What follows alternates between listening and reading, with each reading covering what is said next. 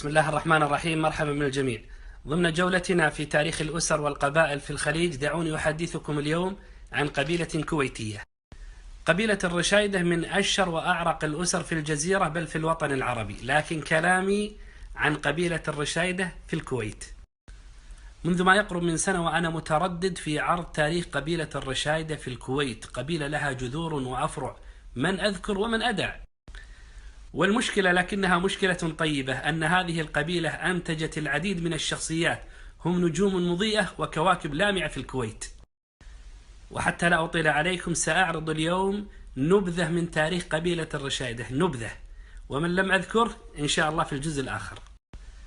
والرشايدة في الكويت أهل بر وبحر. إن جيتم في البحر لقيتم نواخذة وهالغوص، وإن جيتم في البر لقيتم أهل إبل وحلال ومرابط خيل. وتعد قبيلة الرشايدة في الكويت من أقدم الأسر والقبائل التي سكنت الكويت. سكناها في الكويت يمتد إلى منتصف القرن السابع عشر، ولا يوجد معركة ولا يوم مشهود في تاريخ الكويت إلا وللرشايدة بصمة فيه، وشهداؤهم شهداء على ذلك. باتل بن النوخذة راشد الشنف الرشيدي رحمه الله حضر كولج هرة ومتزوج صار له 24 ساعة واستشهد هناك رحمه الله.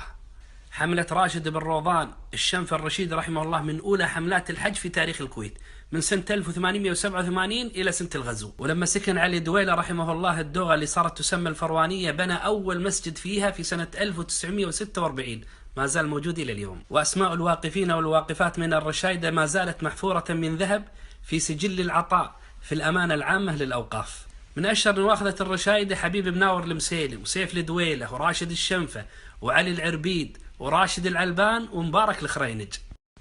من الأماكن المرتبطة بتاريخ قبيلة الرشايدة في الكويت فريج الرشايدة، ويقع غرب براحة البدر. وفي الخمسينات أطلقت الكويت ميدان الرشايدة الواقع ما بين غرفة التجارة ووزارة الداخلية. منطقة العباسية التابعة لمنطقة جليب للشيوخ أطلقت على الوجيه عباس حبيب المناور الرشيدي رحمه الله. ومن المناطق أيضا منطقة العديلية، يقال إنها نسبة إلى بن عدلان الرشيدي، حفر بئرا فيها في الربع الأول من القرن العشرين. ثور بن هدبة أو ثميلة بن هدبة نسبة إلى عايض بن هدبة الرشيدي رحمه الله، موقعها اليوم شمال العبدلية. القفيدية نسبة إلى رشيد القفيدي الرشيدي رحمه الله، موقعها في الجهرة قريب من مضخة الماء. البصمانية جليب ماي، حفرها فلاح فارس البصمان الرشيدي رحمه الله، موقعها شمال المقوع القديم. وهناك بعض المواقع والآثار التي تنسب إلى قبيلة الرشايدة، وهناك مواقع جديدة أيضا من مساجد وشوارع ومدارس. أيضا من أشهر شعراء الجزيرة العربية الشاعر الكويتي الرشيدي صقر الأنصافي رحمه الله تعالى. والشاعر صقر الأنصافي رحمه الله لقب بشاعر الجزيرة، وشعره ما بين حكمة وغزل وغير ذلك. توفي في سنة 1948. يقول الشاعر صقر الأنصافي: لا بلاك الله بعاقه من مقاريد الرفاقة، لا توريه الحماقة لين ربك يقلعه. كم صبي كل يوم ينتخي من غير قوم، وانت ناطحت القروم ما يداني القرقعة. التمني ما يفيد، لو تزيده ما يزيد، مثل بق طار منيد في السماء من يجمعه. من أعيان قبيلة الرشايدة في الكويت نزال المعصب رحمه الله تعالى، وقد تولى أمور البادية والزكاة في عهد الشيخ أحمد الجابر رحمه الله. ومن أعيان قبيلة الرشايدة في الكويت رشيد القفيدي رحمه الله، كان مقربا من الشيخ أحمد الجابر ثم صار نديما للملك سعود رحمه الله. وكان الملك سعود رحمه الله يثق به ويقربه لصلاحه ودينه ومروءته وسعي في قضاء حوائج الناس. وكان له دور كبير رحمه الله تعالى في فك كثير من الناس والسعي في حوائجهم عند الملك سعود، رشايدة ولا غير رشايدة. ومن أعلام قبيلة الرشايدة في الكويت سعد بن ربعي من الشيتان ملعونة، من الفرسان المعدودين في الكويت والجزيرة العربية. ومن أعلام قبيلة الرشايدة في الكويت الشاعر المتميز مرشد البذار رحمه الله تعالى، له شعر جزل في فنون متنوعة. أشعار الشاعر مرشد البذار رحمه الله ما زالت مذكورة محفوظة إلى اليوم. كرمته الكويت بإطلاق اسمه على أحد مدارسها في الرحاب. من الرشايد المعدودين في تاريخ الكويت مطلق حمود أبو حديدة رحمه الله، كان مسؤول سلاح في قصر نايف في عهد الشيخ مبارك الصباح. ومنهم أيضا فهيد بن عبد الله الخرينج رحمه الله تعالى، أحد الشعراء المعدودين في الجزيرة، تجاوز عمره 90 وتوفي سنة 1920. ومن نجبائهم أيضا عربيد بن زبن العربيد رحمه الله، كان رجلا كريما جوادا، أهدى الإمام عبد الرحمن وابن الملك عبد العزيز فرسين أصيلتين. كان له مربط خيل خلف بيته، ولذلك كانوا يلقبونه بعربيد الخيل، وكانت خيوله من الحمدانيات الأصيلة. ومن أعيان الرشائد في الكويت أيضا شبيب بن جعيلان الدقباسي رحمه الله، كان شاعرا مجيدا، أخذ الشعر عن والده الشاعر. أيضا زار الشيخ أحمد الجابر الرياض في عهد الملك عبد العزيز، ورافقه الشاعر شبيب الدقباسي، وكانت له محاورات شعرية مع بعض شعرائها. ومن أعيان قبيلة الرشايدة في الكويت أخو بتله سعود النمران رحمه الله، صاحب المواقف المشهودة مع الرشايدة في عهد الشيخ أحمد الجابر رحمه الله. ومن رموز قبيلة الرشايدة في الكويت العم عباس حبيب المناور رحمه الله تعالى، أحد الرجال المخضرمين في العمل السياسي. وعباس حبيب المناور رحمه الله تعالى هو أحد أعضاء المجلس التأسيسي في الكويت في سنة 1962 من الميلاد. ومن أعيان قبيلة الرشايدة أيضا ماطر البغيلي رحمه الله، المولود في سنة 1920، عمل مع الشيخ عبد الله الأحمد في الأمن العام، ثم عمل في بعض قطاعات الدولة، ثم اشتغل بالتجارة مع بعض رجال الكويت، ثم لوحده، وكان يوثق بكلمته في أيام منح الجنسية. ومن أعيان قبيلة الرشايدة أيضا فلاح فهد النون، الذي ولد في سنة 1880، وكان معروفا بكرمه وشجاعته رحمه الله. وأراضي الجزيرة العربية تشهد بفروسية وشجاعة الأمير فلاح النون رحمه الله تعالى. ومن الرشايدة النوخذة راشد بن سعد العلبان رحمه الله، يقول سيف مرزوق الشملان هو آخر نوخذة كويتي مارس مهنة الغوص على اللولو. وأسرة العلبان من أوائل الأسر اللي سكنت منطقة الشامية ومنطقة ضاحية عبد الله السالم، وأيضا هي من أوائل الأسر اللي اقتنت الأجهزة الكهربائية. ومن أعلام الرشايدة سعد بن جديع بن شيتان رحمه الله، شارك في كثير من المعارك، وله دكان في سوق سلاح، وبنى مسجدا في الفروانية. ومن أعلام الرشايدة محمد مبارك المرشاد رحمه الله، والده كان نوخذة، دخل البحر مع والده مرة واحدة ثم تفرغ للعمل الخاص، فتح الله عليه بالتجارة، وصارت له مشاريع خيرية داخل وخارج الكويت، ومنها مسجد في منطقة الفردوس، توفي في سنة 1987. ومن أعلام الرشايدة نابي سعد الوطرة رحمه الله، المولود في سنة 1898، دخل البحر ثم تفرغ للعمل الخاص. ونابي الوطري صاحب حملة مشهورة في تاريخ الكويت، انطلقت على الإبل في سنة 1925، ثم حولت بعد ذلك على السيارات. ومن أعلام الرشايدة حمود زامل الفجي رحمه الله، ولد في سنة 1916، تلقى علمه في الكتاتيب ثم تفرغ للعمل الخاص. وقد عرف عنه رحمه الله السعي في قضاء حوائج الناس والبذل والصدقة، وله مسجد يحمل اسمه في منطقة خيطان. ومن أعلام الرشايدة محمد سعد البيدان رحمه الله، ولد في سنة 1929، تلقى العلم في الكتاتيب ثم تفرغ للتجارة. عرف عنه رحمه الله تعالى السعي في الصدقة والبر، أسس مسجدا له في الفروانية في سنة 1969. ومن أعلام الرشايدة في الكويت أيضا عبد الله مطلق المسيلم رحمه الله تعالى، صاحب الأيادي البيضاء والأعمال الطيبة. لما هدد عبد الكريم قاسم الكويت، استطاع عبد الله المسيلم أن يجهز 25 مركز هجانة دفاعا عن الكويت، فأعجب به الشيخ عبد الله السالم. من أكبر مساجد الكويت مسجد أبو بكر وعمر رضي الله عنهما في منطقة الجهرة، بناهما عبد الله المسيلم رحمه الله ولم يضع عليهما اسمه. ومن رشايدة الكويت أيضا الفارس الشاعر محمد بن جدوع بن نملان رحمه الله، قتل دفاعا عن الكويت في معركة حمض. ومن رجال الرشايدة أيضا الشجاع غنيم الشهري رحمه الله، ورد اسمه في وثيقة الإصلاح في سنة 1911 في عهد الشيخ مبارك. ومن أعلام الرشايدة في الكويت خالد الجاسر الراجحي رحمه الله، له مواقف وطنية في الدفاع عن الكويت. وفي أيام تهديد عبد الكريم قاسم للكويت كان خالد الجاسر رحمه الله ممن كلف بالجمع السلاح وتجنيد البادية دفاعا عن الكويت. ولمعرفته بأهل الكويت فقد كان عضوا في لجنة الجنسية، وقد كرمته الكويت بإطلاق اسمه على شارع في منطقة إشبيلية. ومن أعلام الرشايدة في الكويت مبارك بن مطلق الردعان رحمه الله تعالى، صاحب المواقف الوطنية خاصة في معركة الجهرة. وكان لمبارك بن ردعان رحمه الله دور كبير في المحافظة على المساجد في الكويت ودفع رواتب كثير من الأئمة والمؤذنين، كما كان عضوا في لجنة الجنسية في الكويت، ولذلك كرمته الكويت بإطلاق اسمه على شارع في منطقة الدسمة.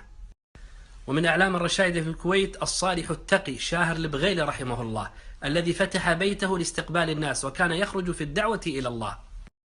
وقد كان لشاهر البغيلي رحمه الله مساهمات اجتماعية ووطنية، وهو أحد مؤسسي جمعية الوفرة الزراعية. ومن أعلام الرشايدة في الكويت الرجل الباذل المحسن مطلق بن فهد الضويحي الهلفي رحمه الله تعالى، له حملة حج مشهورة، حملة الضويحي، أطلقها منذ بداية الستينات، وكان يحجج كثيرا من الفقراء مجانا.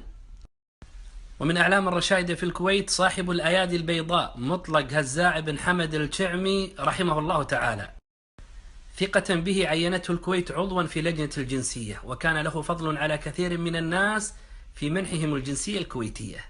ومنهم أيضا حمود بن دبيس الرشيدي رحمه الله، صاحب دين وخلق ومرجلة، توفي فرزقه الله بأولاد كرام بررة.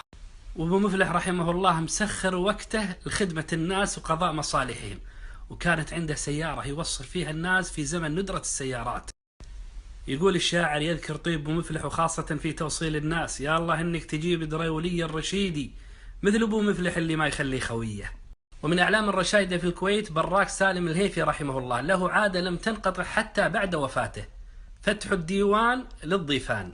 كانت له وجاهة عند ولاة الأمر، ولذلك كان يسعى في قضاء حوائج الناس، وكان له دور في تخفيض المهور عند قبيلة الرشايدة. وفي سنة 1991 أدركته الوفاة في وقت السحر، فنطق الشهادتين وانتقل عن الدنيا مطمئنا رحمه الله. ومن الرجال البارزين في قبيلة الرشايدة في الكويت سلمان الهيفي رحمه الله تعالى، أحد الذين شاركوا في معركة الرقعي سنة 1928. ومن أعلام الرشايدة في الكويت حمود سعدون الطشة رحمه الله، الذي كان مثالا للدين وحسن الخلق والطيب والسماحة وصلة الرحم. وسبحان اللي سخر لفعل الخير، أيام ما كانت السيارات نادرة يوصل أي واحد يبي، ولا يبي إلا كروة أهل سدير، قولت جزاك الله خير. ومن أعلام الرشايدة في الكويت أحد وجهاء الموازرة في الكويت سعود حسن بن مطلق المويزر رحمه الله، الذي شارك في العديد من الغزوات. من رشايدة الكويت أخي وحبيبي ومن بموته فقدت بعضي، بمساعد سالم مطلق المويزر الرشيدي رحمه الله. قبل 27 سنة كنت شاب نهم محب القراءة والكتاب، لكن أروح معارض الكتب ما أقدر أشتري، الجيب خالي والله أعلم بحالي. وفي تلك الأثناء تعرفت على أبو مساعد سالم المويزر رحمه الله، يسمعني أسولف بالعلم والمناقشات العلمية، لكن ما عندي مكتبة. ويتصل فيني ذاك اليوم رحمه الله ويجيب لي كراتين الكتب، وصرت مثل الطفل ما قدرت أنام فرحي بالكتاب. واليوم بفضل الله عندي في مكتبة فيها أكثر من 10,000 كتاب، كله بفضل الله ثم فضل سالم المويزر الرشيدي رحمه الله.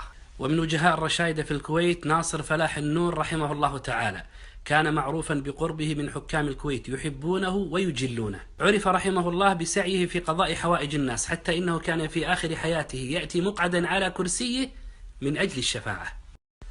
وتقديرا لمكانته وجاهه وقدره وصالح عمله، فقد كرمته الكويت بإطلاق اسمه على شارع في منطقة الفروانية.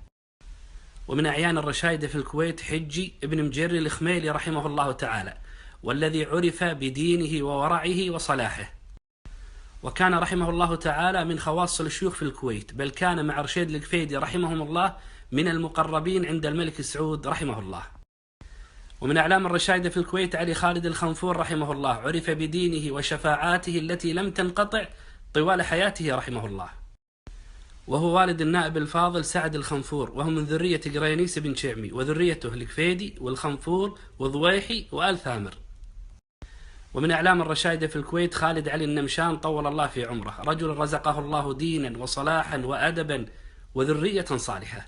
ومن أعلام الرشايدة في الكويت الكريم بن الأكارم شال الباب الأمير محمد مفرج بن مسيلم. جاء ضيف ولقى باب الديوان مسكر، يقولون مشى ويقولون رقد عند باب الديوان، ويوم درب بن مسيلم شلع الباب ولقبوه شالع الباب. من الجوانب المهمة في تاريخ قبيلة الرشايدة في الكويت أن نتعرف على مواقفهم الوطنية دفاعا عن الكويت وحكامها. فعن ماذا أتحدث في مواقفهم الوطنية دفاعا عن الكويت وحكامها؟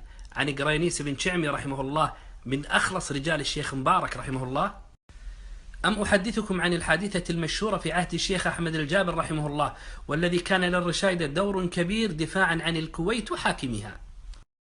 وكان للرشايدة مثل سائر أهل الكويت دور وطني كبير في الدفاع عن الكويت أيام الغزو أو عند دخول قوات التحالف.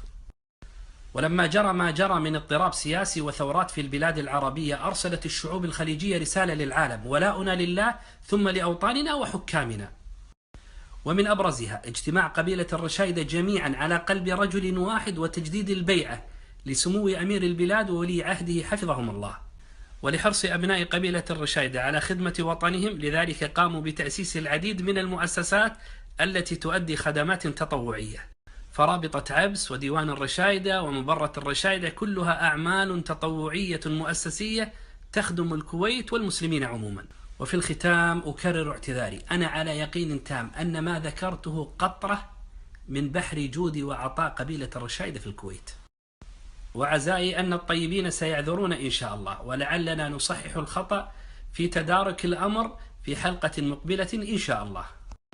وأوجه الرسالة إلى عموم قبيلة الرشايدة، ما زالت كثير من مواقفكم الوطنية في الصدور لم تخرج للناس، وبعد بحث استغرق شهور في تاريخ هذه القبيلة العريقة أرى من الضروري توثيق مسيرتها في فيلم أو في كتاب أيضا.